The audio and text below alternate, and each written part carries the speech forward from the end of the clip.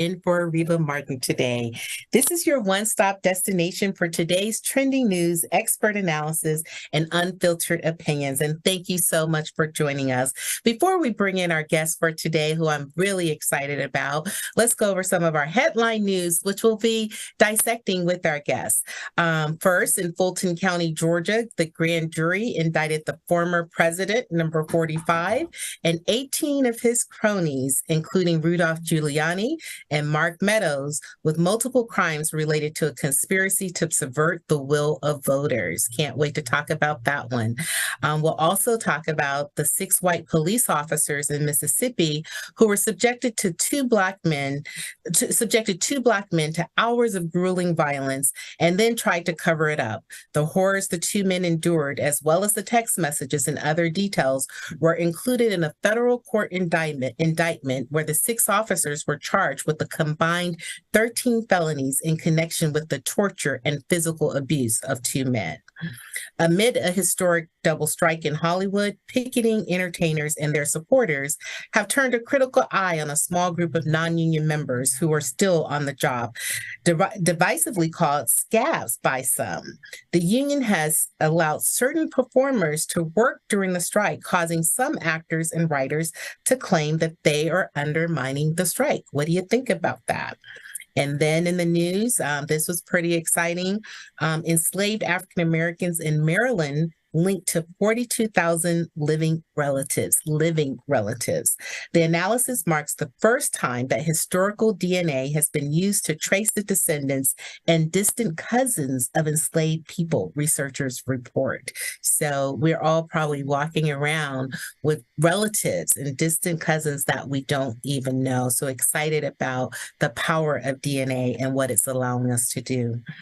Retired NFL star Michael Oher, whose supposed adoption out of grinding poverty by a wealthy white family was immortalized in the 2009 movie The Blind Side. He petitioned a Tennessee court on Monday with allegations that a central element of the story was actually a lie, that it was concocted by the family to enrich itself at his expense. And then there's affirmative action. Just a couple of months ago, we know that the United States Supreme Court overturned affirmative action in higher education. One of our guests will certainly be able to speak to that as someone who is in higher education. And colleges are now asking students about their life experiences. What does that mean?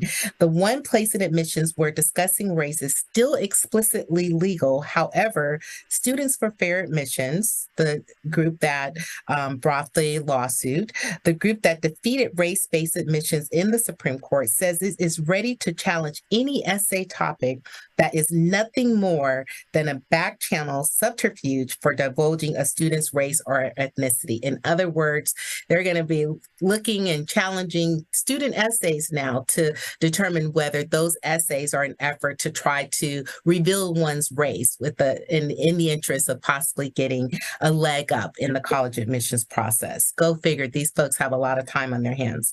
A judge in Montana ruled on Monday that young people, go Generation X and Generation Y, that young people in the state have a constitutional right to a healthful environment, finding in a landmark case that the state's failure to consider climate change when evaluating new projects was causing harm. So as you can see, there's so much in the news today, never a dull day, and we look forward to delving into these topics with our guest today. Again, you're tuned in to Areva Martin in real time, and I am Angela Reddock Wright in for Areva Martin. Hello, Areva. We hope you're listening. In this hour, we're joined by 2 gentlemen that I'm excited to get to know and just excited to hear a little bit more from them based on our conversations offline. The first is Dr. Omekongo Dibinga, who is a senior lecturer at American University. Wave your hand and let's hear your voice, Dr. Dibinga. How you doing? Good, good. Thank you for being here. And then we also have Juan Williams, who is an activist, a commentator, and Grammy-nominated singer and songwriter. And he has a great new project that he'll talk a little bit about, as well as Dr. Dabinga. So we welcome our two guests who are going to help us dissect the headlines for today. In hour two, we take you behind the headlines of the biggest stories of the day, some making big headlines, others having big impact. Today, I talked to ProPublica reporter who is out with a new report about social media and violence, and at least 5 people face criminal charges in the Alabama dock brawl case, what we're calling the Montgomery brawl case. But what about civil lawsuits? Is anyone responsible for the injuries that Damian Pickett, the co-captain that was on that dock that was brutally assaulted, sustained? A personal injury attorney joins me to discuss this, the potential civil liabilities. But before I bring on our guests, here's what I am thinking about in real time. Our hearts, we've been watching the news, our hearts and prayers go out to the thousands of families that have been impacted by the horrific fires in Maui, Hawaii, one of my favorite places, the town of Lahaina, or the area called Lahaina in Maui. As thousands of residents continue to flee the devastating wildfires in Maui, Hawaii, which has now become the deadliest wildfire in modern U.S. history, many are wondering, how can they lend a helping hand? Hawaii Governor Josh Green called the wildfires, which have killed at least over 90 people, and I haven't seen the latest reports today, but I'm sure it's well over 100 by today, have resulted in more than 11,000 evacuated, the largest natural disaster in Hawaii state history. Green estimated that the flames had already caused billions of dollars worth of damage. If you're thinking of helping, be careful before handing your money over. We all know that there's so many scams out there. In the aftermath of a disaster, there are charities that often take advantage, charities in quotes, that often take advantage of people's eagerness to do something for those impacted. So be sure to check with the Federal Trade Commission for tips on how to spot fraud. Check Charity Navigator, check GuideStar. These are 2 organizations that provide information on nonprofit groups and aid agencies. Some of the organizations that have been vetted are the American Red Cross, the Maui United Way, and the Maui Food Bank. This is not an exhaustive list. We at KBLA are encouraging people to do what they can to help the victims. Just make sure you do your due diligence. When we come forward, more of today's trending news with my expert contributors, Dr. Omekongo Dabinga, senior lecturer at American University, and Juan Williams, activist, commentator, and Grammy-nominated singer-songwriter. You don't want to miss the rest of our discussion. As always, at KBLA Talk 1580, we have a lot to talk about. Is the pen mightier than the sword? They say the pen is mightier than the sword. At KBLA Talk 1580, we not only have a lot to talk about, we have a lot to write about. Politics, relationships, business, empowerment, and culture. The all-star roster at KBLA Talk 1580 has you covered. That's what it's all about. Be sure to follow us on all our socials for our latest book releases, op-eds, essays, and commentaries from our hosts. And, of course, download the KBLA 1580 app as we strive to remain your most trusted, credible, and reliable source for the issues you care about. This is unapologetically progressive. KBLA Talk 1580. What up, baby?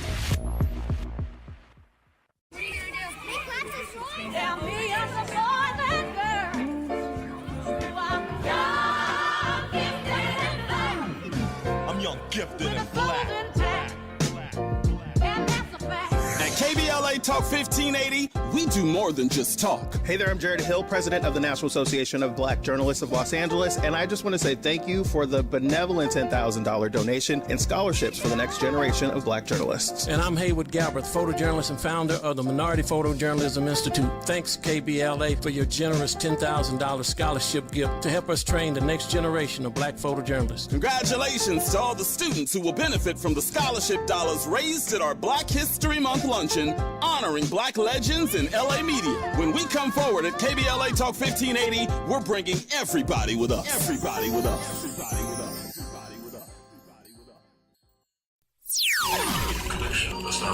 Access granted. In a survey conducted by the public opinion research firm Eviderus, KBLA Talk 1580 consistently emerged as the station of choice for black audiences in the Los Angeles media market and beyond. The survey also revealed that the vast majority of black audiences are concerned about the lack of black-owned media and are more likely to listen to talk radio that focuses on issues that impact the black community. For some reason, the other talk stations haven't quite figured that out. If you think about KFI, well, KFI only has like a 3% black listenership. 3%. So there's a good 97% out there to support a station like KBLA. At KBLA Talk 1580, we've got your black. Your black. Your black.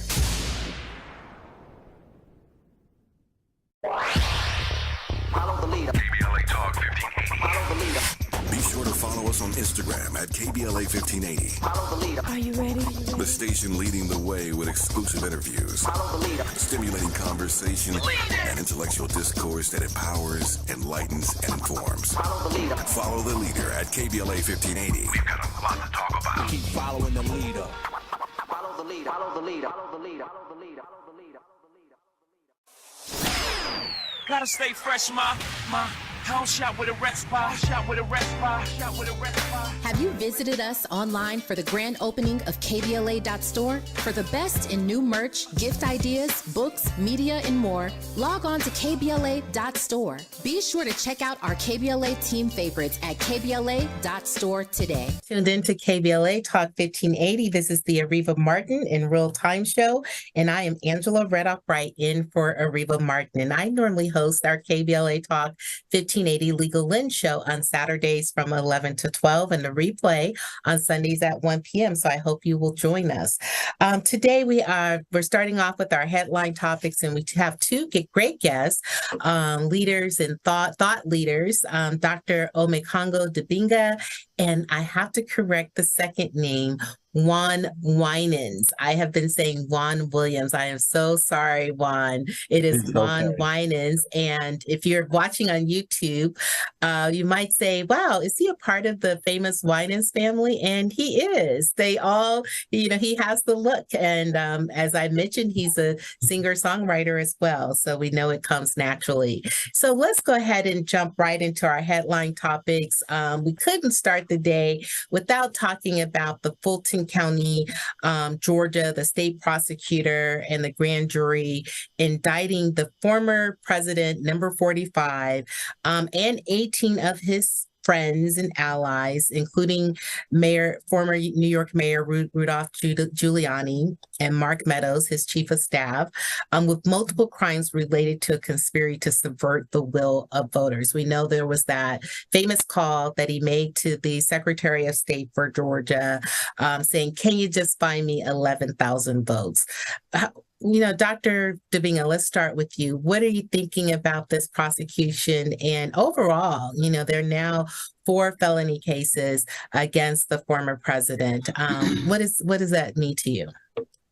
I think it's a good day. I mean, Dr. King said, justice delayed is justice denied. And I think that we've been waiting forever for these indictments. And many of us have been frustrated about why the process is taking so long. And you can see in the case with Fani Willis that this is very detailed, is very focused. Some people were saying, well, since Jack Smith has the federal indictment, we don't need the state indictment. But you can see that this is a completely different situation. She's going on a RICO charge. She's grouping them all together. So, she's taking her time with it, whereas Jack Smith wants to start in January, I believe. And for people who are saying that this is so partisan, Trump calling her racist in ads and all this other type of stuff, she's gone after rappers. She's gone after teachers. I mean, she is a strict adherent to the law. And I got to be honest, seeing another black woman who is intricately involved in taking down Trump after all of the vitriol that he spouted against our community, Howard University grad that she is and everything. And I know she's going to play it by the book and everything, but there's a certain type of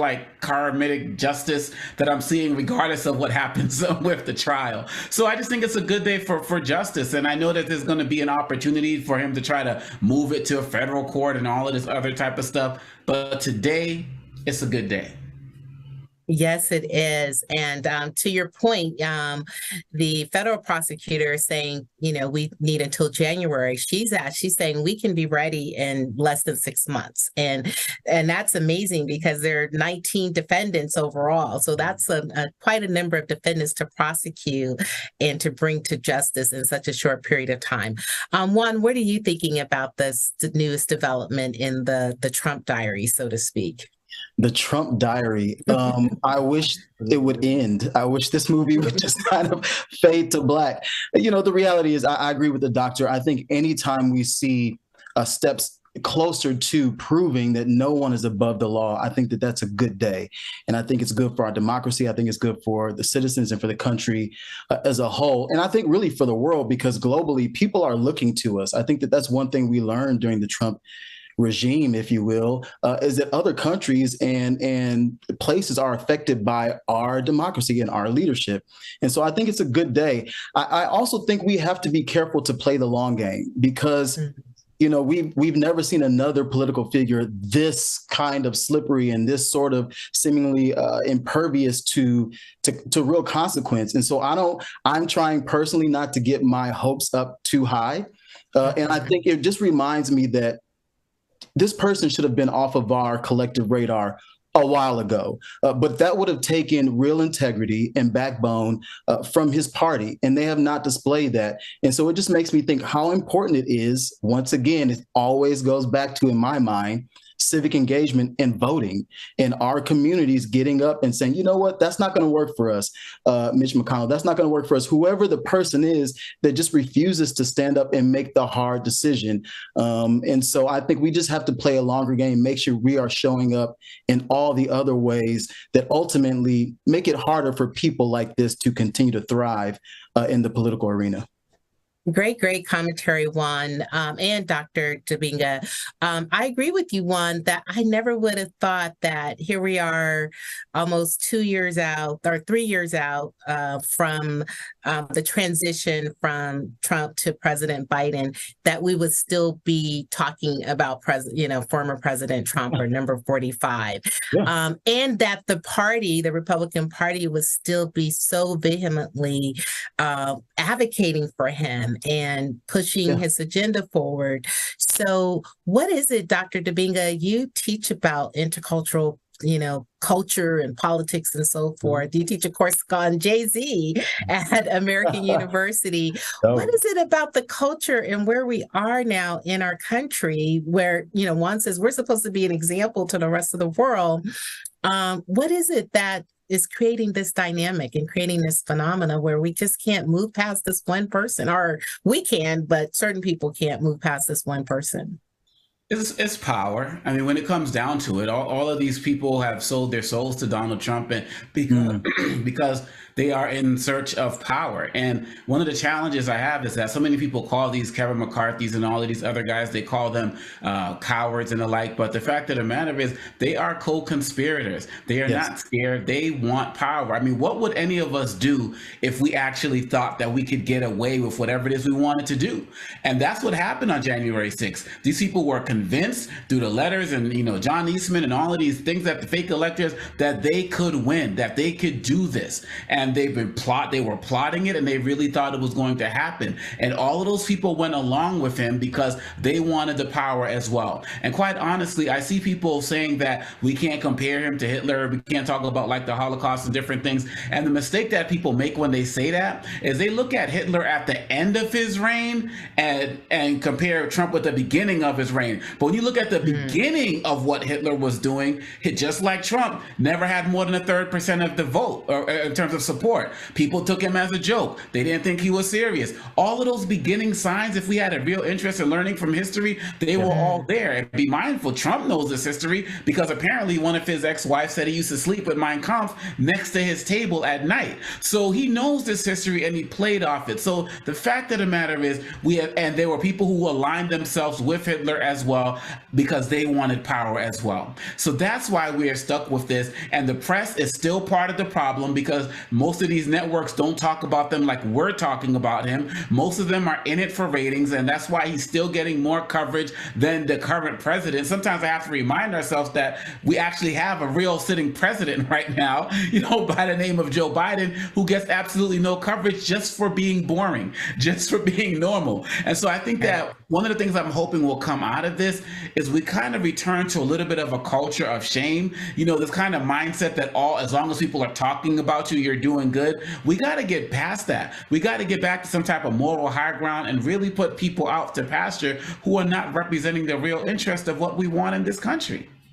Well, and that raises a good point. I mean, you think your neighbor and your colleague at work thinks the same way you do, but are they really representing interests that are going silent, and that perhaps the person next to us, holds some of those beliefs on some level, but would never say it publicly. But, behind the scenes with their families, with their friends, their true feelings come out. Juan, what do you think about that? The word that really sticks out for me that the doctor said, and first of all, Professor, I hope at some point I can come and audit this class on Jay-Z because I'm in it. I would love to hear what that is. And so I hope I can have that privilege soon. But the word that sticks out for me is shame. And I have a 12-year-old daughter, and I think that there are aspects of society where we are trying to, in the name of kindness or acceptance or inclusivity, eliminate this idea of shame. But I'm a person who believes that our Creator has given us this inside of us to alert us to when we are getting off track and to help us understand the idea of consequence. And I don't think it's profitable to try to take shame and kind of make it disappear or make it obsolete. I think it has its place. I don't think we should be going around shaming people, but sometimes we do things that should make us feel ashamed. Right. Like I remember my dad saying, Juan, you should be ashamed of yourself. And he was not wrong. But that helps cultivate character. And when we see people, I grew up in an era where if a politician or a public figure did something that was egregious, oftentimes they would recuse themselves from the conversation, or remove themselves from the office, or they would step down or resign, whatever it is, because they were accepting the fact that they did something shameful.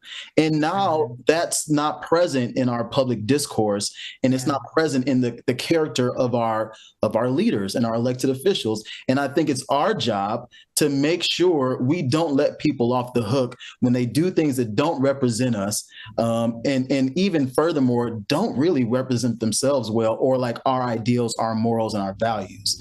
And so that really sticks out to me as a theme, shame, and sometimes it's appropriate. And we certainly should be wagging our fingers at the people who refuse to be accountable and respectful of what we are supposed to stand for. Right. And stepping up and saying we need to take a new moral high ground, or we need to be reminded, as you both said, of, what life was like when we actually cared about who our elected officials were, what they represented, and held them accountable to a higher standard.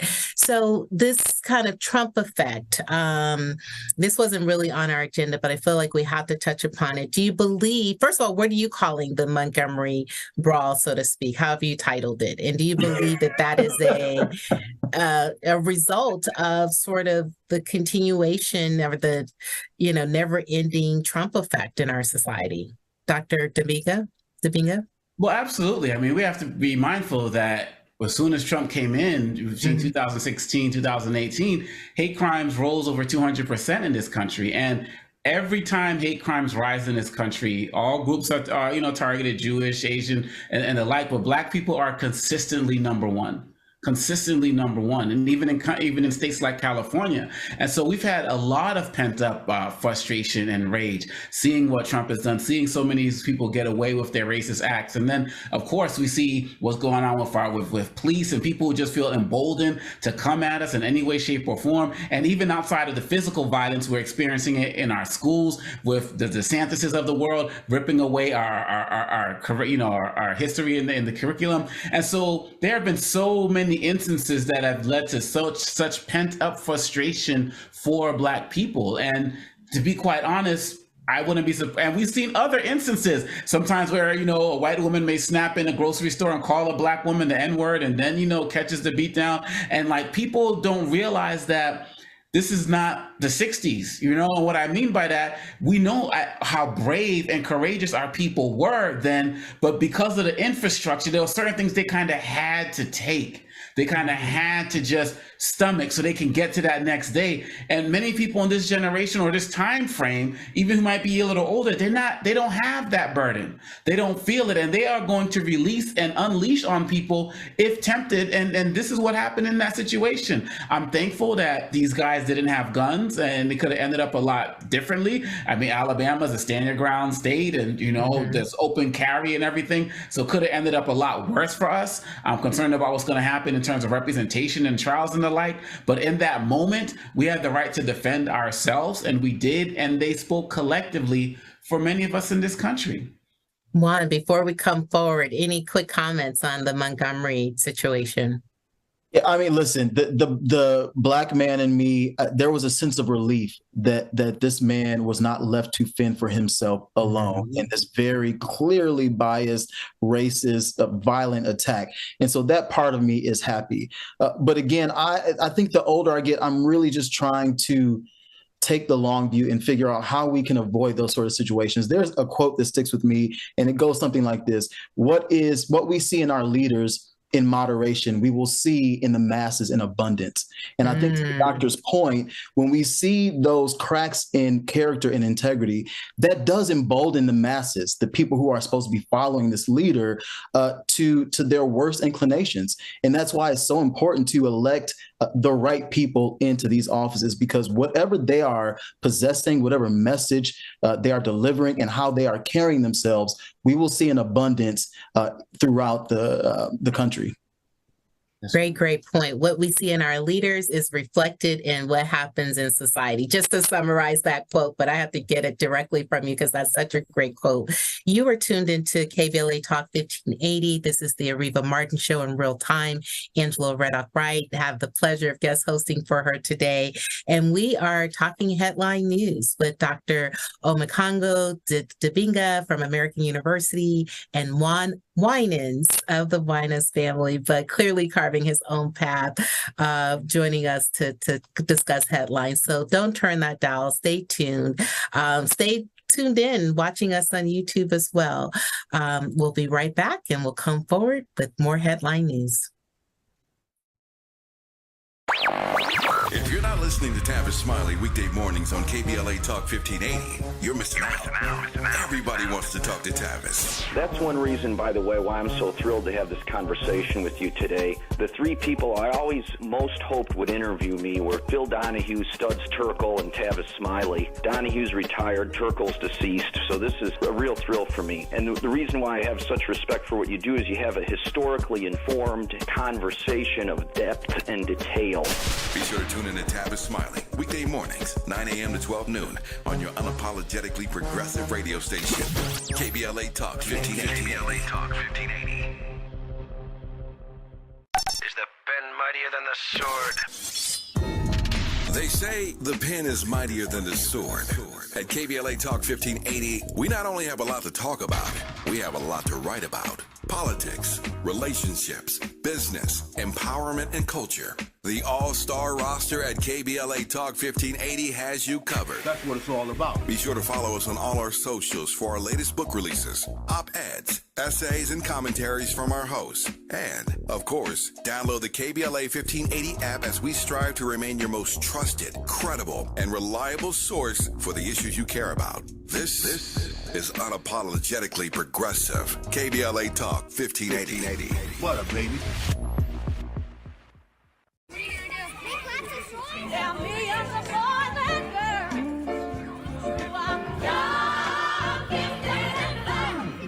I'm young, gifted, and black. Now, KBLA KBLA Talk 1580, we do more than just talk. Hey there, I'm Jared Hill, president of the National Association of Black Journalists of Los Angeles, and I just want to say thank you for the benevolent $10,000 donation and scholarships for the next generation of black journalists. And I'm Haywood Galbraith, photojournalist and founder of the Minority Photojournalism Institute. Thanks, KBLA, for your generous $10,000 scholarship gift to help us train the next generation of black photojournalists. Congratulations to all the students who will benefit from the scholarship dollars raised at our Black History Month luncheon, honoring black legends in LA media. When we come forward at KBLA Talk 1580, we're bringing everybody with us. Everybody with us. Everybody with us. Everybody with us. Connection established. Access granted. In a survey conducted by the public opinion research firm Eviderus, KBLA Talk 1580 consistently emerged as the station of choice for black audiences in the Los Angeles media market and beyond. The survey also revealed that the vast majority of black audiences are concerned about the lack of black-owned media and are more likely to listen to talk radio that focuses on issues that impact the black community. For some reason, the other talk stations haven't quite figured that out. If you think about KFI, well, KFI only has like a 3% black listenership. 3%. So there's a good 97% out there to support a station like KBLA. At KBLA Talk 1580, we've got your black. Your black. Your black.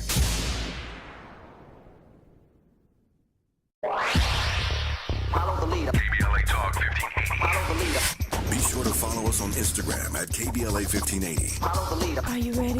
The station leading the way with exclusive interviews, Follow the leader. stimulating conversation, and intellectual discourse that empowers, enlightens, and informs. Follow the leader. Follow the leader at KBLA 1580. We've got a lot to talk about. Keep following the leader. Follow the leader. Follow the leader. Follow the leader. Follow the leader. Follow the leader. Gotta stay fresh, my house shot with a rest bar, shot with a rest bar, shot with a rest bar. Have you visited us online for the grand opening of KBLA.store? For the best in new merch, gift ideas, books, media, and more, log on to KBLA.store. Be sure to check out our KBLA team favorites at KBLA.store today. That's KBLA.store for all the official merch on your favorite talk radio station, KBLA Talk 1580. The bounce is back. Here comes the brand new flavor in your head. Race, social justice, sports, politics, art, music, culture. We do it all on the D.L. Hughley Afternoon Show. If you're not tuning in, then you are definitely missing out. It's the D.L. Hughley Afternoon Show, weekdays from 2 to 4 only on unapologetically progressive KBLA Talk 1580. Like a brand new flavor in your head. Yeah. This is a rather bold pronouncement, but we think we can back it up.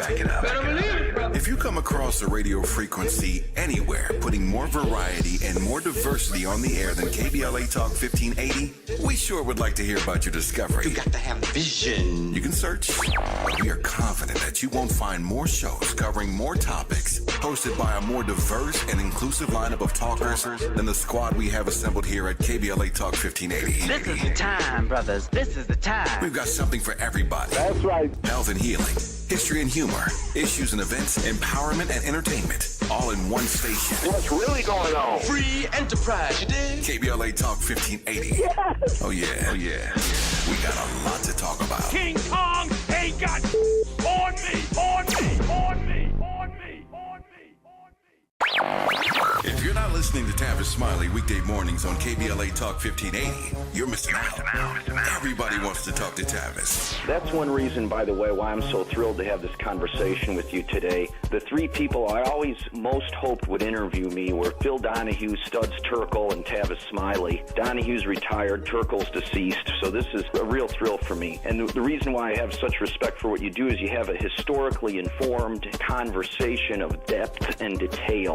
Be sure to tune in to Tavis Smiley weekday mornings, 9 a.m. to 12 noon on your unapologetically progressive radio station, KBLA Talk 1580. KBLA Talk 1580. Is the pen mightier than the sword? They say the pen is mightier than the sword. At KBLA Talk 1580, we not only have a lot to talk about, we have a lot to write about. Politics, relationships, business, empowerment, and culture. The all-star roster at KBLA Talk 1580 has you covered. That's what it's all about. Be sure to follow us on all our socials for our latest book releases, op-eds, essays, and commentaries from our hosts. And, of course, download the KBLA 1580 app as we strive to remain your most trusted, credible, and reliable source for the issues you care about. This is unapologetically progressive. KBLA Talk 1580. What up, baby?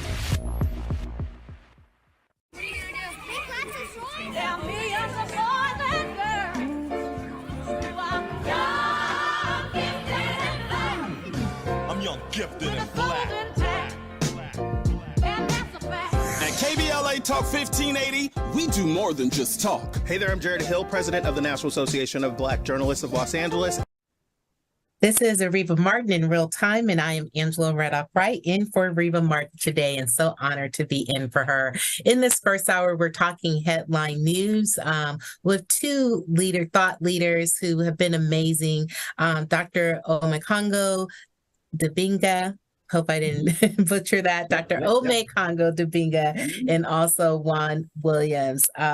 Before we came forward, we were talking about the presidential indictments and his friends, as well as just overall race and culture and where we are in our society. Let's round out that discussion a little bit more by talking about the Mississippi torture case.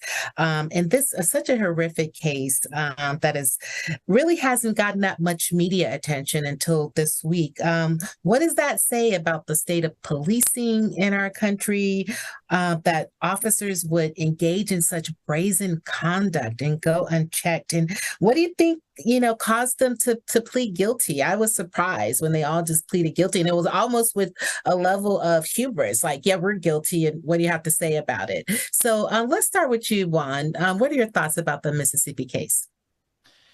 Well, obviously, it's distressing. It is, I can't imagine how it feels to have people come into what really is your most sacred space, your home, and to physically violate you and torture you and mock you. I don't even want to think about what that must feel like, but it's a reality for these men. And what I do know is that I've had, my own horrible experiences growing up in Detroit, Michigan, with police officers who would pull me over with no clear reason, but they want to know how I pay for my car and where I'm going and where do I live, and are you on probation? Are you on parole? And so I know what it's like to be handcuffed for no reason, to be thrown down on the ground for no reason, only for someone to see whinings on my license and say, oh, we didn't realize you were from that family. And all of a sudden now I'm allowed to go. So I've been a part of those moments, and they change you internally. And I know, just like millions of other Black people and brown people in this country, you live in this constant state of apprehension about those potential interactions. And so I hope that there's real justice done. I will tell you, I'm just never optimistic necessarily about the system. I think we need to keep pushing to change it. But I do hope that this guilty plea turns into a real, not just a slap on the wrist, not some sort of sympathetic sentencing, but that these people really, that justice is served in this case. And then I hope that we can think about how we're going to rebuild the system that in many ways needs to be gutted, and it just needs to be changed. And hopefully we can have those hard conversations moving forward. Great point. Dr. Dibinga, is it possible to rebuild the systems, or is it too far gone? What are your thoughts on this case? Well, when I look at countries around the world and other places, whether I've visited or just studied throughout history, the whole idea of reconciliation and healing and recognition, going to Jay-Z, he has a line that says, you can't heal what you don't reveal. There's so much pain in this country, particularly as it relates to Black people, that people refuse to recognize. And because they refuse to recognize our pain, there's this belief that they can just treat us any particular way. We're talking about, in this particular case, a man who shot in the mouth. They were sexually assaulted. These guys called themselves the Goon Squad. So even though they got caught in this particular case, they've been doing this for so long. And this is a case across the country. So in order for us to really heal and start to rebuild, and even if we decide to, tear it all down and build it back up, either way, there has to be a recognition of the Black experience. I mean, the police forces in this country were created after slavery ended. It was a continuation of that process, right? KRS-One talks about going from the overseer to officer, in his classic lyrics. And so really, in my book, Lies About Black People, I talk about this idea that Black people can tolerate more pain has been at the heart of so much of the abuse we've suffered in this country, and that's gone back to the people who were when we were enslaved, all the way up to Black women like Serena Williams and things that happened with the Black mortality rate in pregnancy. But it also goes into the idea of we need more pain to subdue Black people so they shoot us more, and they feel like they can get away with it. And the first part you said, why isn't it in the news more, is because we've gotten used to it. You can go to YouTube right now and make a playlist of unarmed police shootings of Black people and abuse, but you can't do that for any other group because we've gotten comfortable to watching Black pain in this society. It's advertised on the news. It's put in, commercials. We got the video live at 9, come tune it out, and people get ratings off of it. And until we change that culture, it's going to continue. And Angela, if I can say this, and I agree with everything you just said, Doctor, every single thing you just uttered, I agree with wholeheartedly. And I also think that there's a conversation that we have to have in our community that really doesn't have a lot to do with white people. We need to get to them, and all of the things that they have done and the systems that have been set up are clearly affecting us adversely. But there's a conversation to be had in our own community, because as an artist, as a singer, as a person who really believes in the power of music to break down walls, and in some cases to erect walls.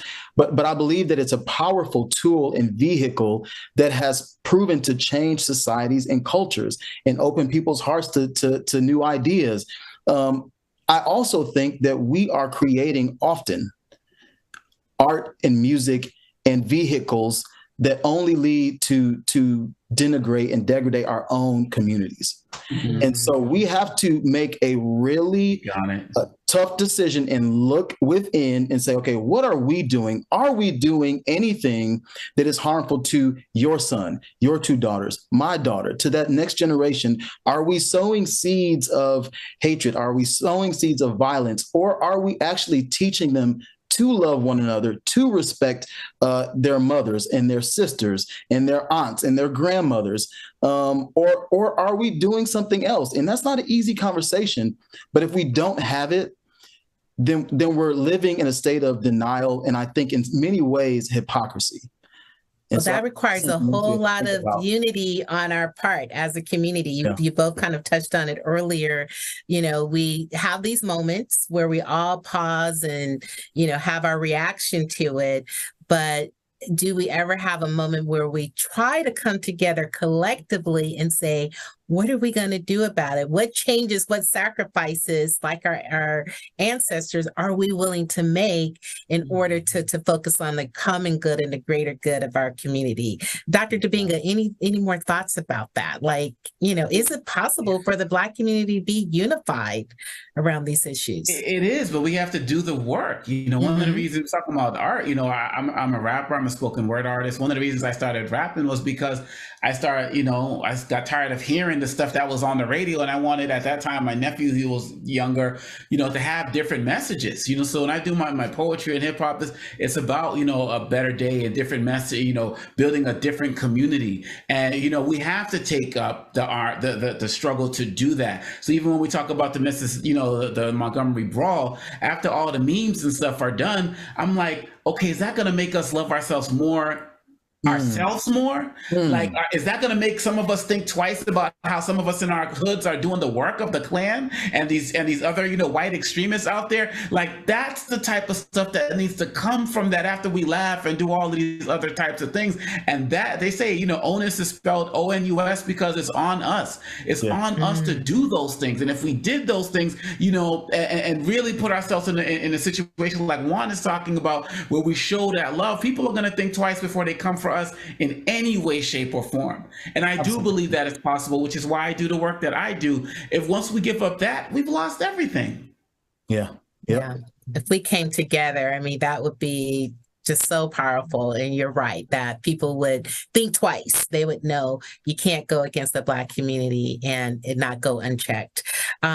Is the recent DNA tests that have been run connecting over 42,000 enslaved individuals to current living relatives, is that significant and a point of hope for our community? Why don't we pick up there when we come forward? You're tuned into KBLA Talk 1580. This is Areva Martin in real time and Angela Reddock-Wright guest hosting for us. Don't turn that dial. We have a great discussion continuing for you. Gotta stay fresh, my house shot with a rest bar,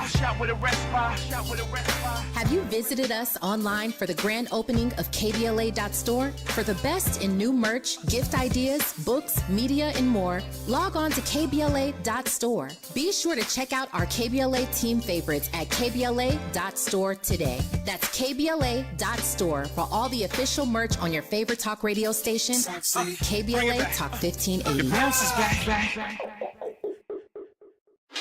Here comes the brand new flavor in your head. Race, social justice, sports, politics, art, music, culture. We do it all on the D.L. Hughley Afternoon Show. If you're not tuning in, then you are definitely missing out. It's the D.L. Hughley Afternoon Show, weekdays from 2 to 4, only on unapologetically progressive KBLA Talk 1580. Like a brand new flavor in your head. This is a rather bold pronouncement, but we think we can back it up. If you come across a radio frequency anywhere putting more variety and more diversity on the air than KBLA Talk 1580, we sure would like to hear about your discovery. You got to have vision. You can search, but we are confident that you won't find more shows covering more topics, hosted by a more diverse and inclusive lineup of talkers than the squad we have assembled here at KBLA Talk 1580. This is the time, brothers. This is the time. We've got something for everybody. That's right. Health and healing, history and humor, issues and events, empowerment and entertainment, all in one station. What's really going on? Free enterprise, you dig? KBLA Talk 1580. Yes. Oh yeah. We got a lot to talk about. King Kong ain't got on me. If you're not listening to Tavis Smiley weekday mornings on KBLA Talk 1580, you're missing out. Everybody wants to talk to Tavis. That's one reason, by the way, why I'm so thrilled to have this conversation with you today. The three people I always most hoped would interview me were Phil Donahue, Studs Terkel, and Tavis Smiley. Donahue's retired, Terkel's deceased, so this is a real thrill for me. And the reason why I have such respect for what you do is you have a historically informed conversation of depth and detail. Be sure to tune in to Tavis Smiley weekday mornings, 9 a.m. to 12 noon on your unapologetically progressive radio station, KBLA Talk 1580. KBLA Talk 1580. This is Areva Martin in real time, and I am Angela Reddock-Wright, tuned in for guest hosting for Areva Martin. Thank you so much, Areva, for this opportunity and for introducing me to our two experts today who have been our thought leaders in the headlines, Dr. Omekongo Dibinga and Juan Winans. We've been talking all things race and culture and why we're here as a society. And so if we can just kind of close out that discussion and maybe hit the Hollywood strike a little bit as well, I think that'll round out our conversation for today.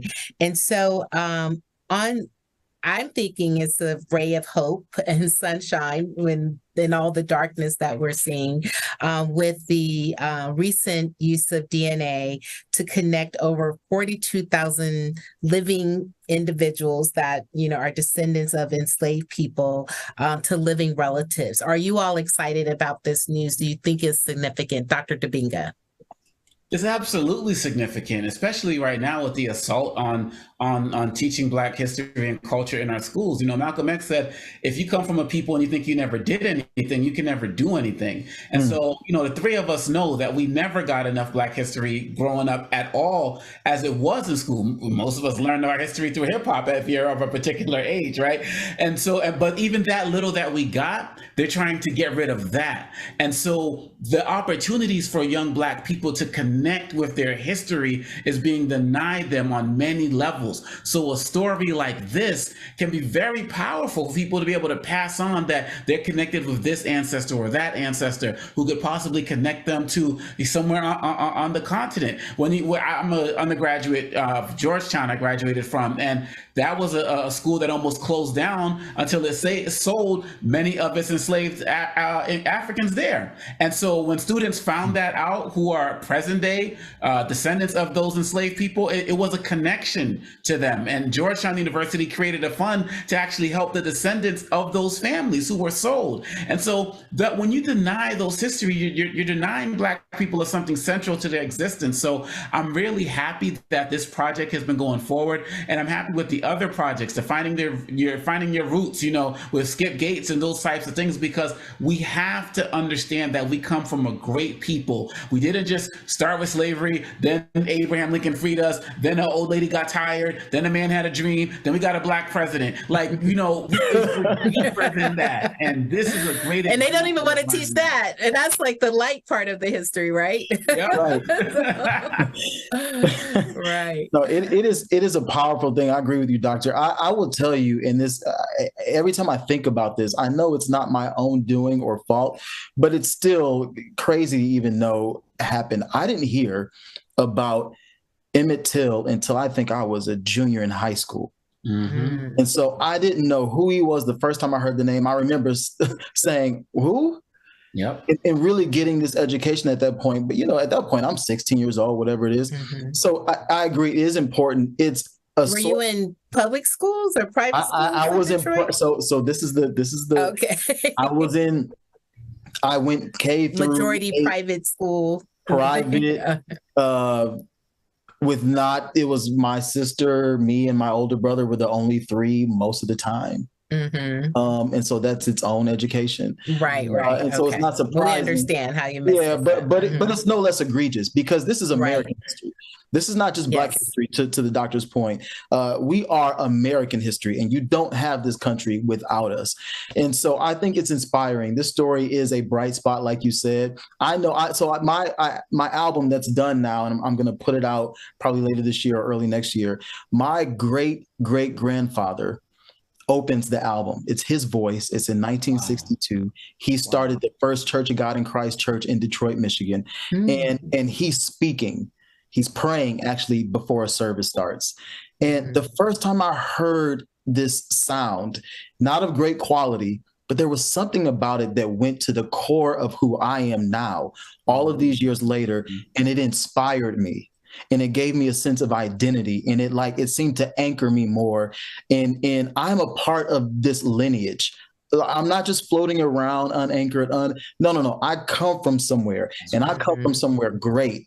And then that shapes my opinion about myself and how I walk out of my door into the world, how I raise my daughter, how I communicate, like shoulders up. It gives you that sense. And so I think that this is really important. I hope that this is the first of many. Absolutely. Indeed. And kind of connected to that same topic, this issue of affirmative action in higher education. Dr. Dibinga, I don't know if you all were already out of school for summer break by the time the Supreme Court decision came out, but what are you anticipating the impact of this decision being on a place like American University? And are your students, from what you've observed, are they aligned with this kind of decision coming out from the U.S. Supreme Court? Are they applauding it secretly, or are they thinking, wow, this is really going to impact the education that we get and what we're exposed to? Wow, he said the word that I stuck on was secretly, and here's why. The American is often called one of the most liberal campuses in the country, and yes, there were some people who were upset about that, the affirmative action decision. But a study did come out that showed that more Americans than we think are actually comfortable with the affirmative action decision, and that definitely includes many white liberals. Dr. King said that when it comes to white liberals, sometimes they can be worse than the racists we're fighting, and they kind of believe in freedom for Black people on a kind of installment plan. And so when I think about my students, it's like they're frustrated with that and Roe v. Wade and the like. But really, at the end of the day, I get concerned because when people's interests converge and there's competition of resources, people will do whatever it takes to kind of survive. And if that means pushing out certain groups, that will happen. And so I believe that really at the end of the day, more young students are in favor of continuing affirmative action for sure. But like you said, in secret, you got some people who can kind of be like, all right, well, we've kind of done enough for these people. That's what led to the diversity fatigue after George Floyd got murdered. Everybody was big on giving money and so on and so forth. But then, the pandemic's over. We can go outside. We've done enough for them. And now they're getting rid of their DEI teams at some of these universities and corporations and the like. So we have to take a lot of this stuff with a grain of salt because there's energy towards things in the beginning, but then people fade out. Indeed. Juan, any thoughts about affirmative action? I know your daughter's in college right now. And oh God, no, don't put her in college yet. I thought you said that. I'm sorry. She's in 7th grade. Oh Lord. I was thinking you were too You must have tapped into the dread in my heart. I was in LA with my daughter and she was at tennis camp at USC, and we drive onto the campus and she says, "Oh, this is nice, Daddy." I said, "Oh yeah." I said, "You think you like to go here?" She said, "Yeah." And so I signed a record deal when I was 17. I never went to college, but I told her, I said, Daddy never went to college, and I think maybe we should enroll at the same time in the same and have I love it. The way she looked at me, it's like, no. She was like, "You have lost your mind. You better be far away." No, I think that I don't agree with the decision. I think we know where it's rooted, and we know the cause of it. And I'm sorry to keep saying this. It still goes back to voting, because the court would not look the way it looked without one Donald J. Trump. That's right. So that's a different conversation, but it's all related. I will say this in closing. I love this country. I love the United States. I've been all over the world, from Asia to Europe, and I will stand on this. There's no place like the United States. And sometimes it takes going other places to feel that. And I know maybe everybody doesn't, but that's my sentiment. And I want it to be better because I love it so much. It's a great place, but we have to live up to our own ideals and our own declarations and confessions. And I think one of the ways we do that and I really want to talk to us as a community, who we are is something we export. I've seen it exported throughout the globe. I don't care where you go.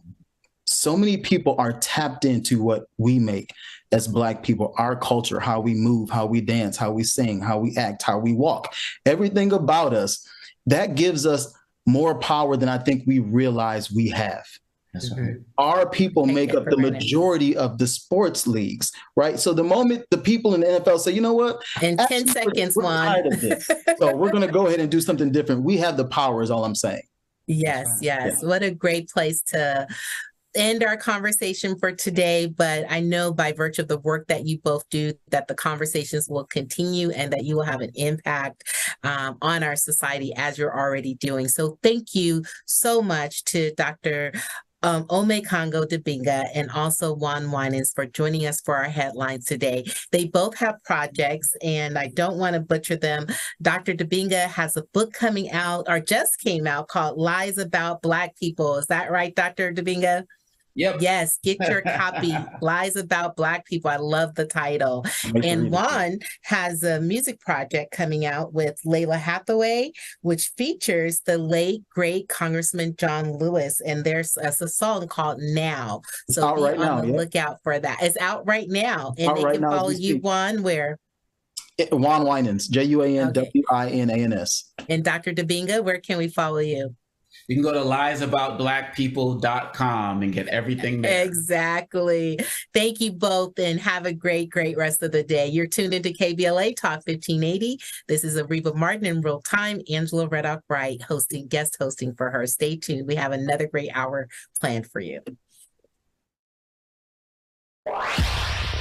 Follow the leader. KBLA Talk 1580. Follow the leader.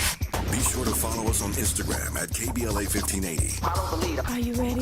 The station leading the way with exclusive interviews, Follow the leader. stimulating conversation, and intellectual discourse that empowers, enlightens, and informs. Follow the leader. Follow the leader at KBLA 1580. We've got a lot to talk about. Keep following the leader.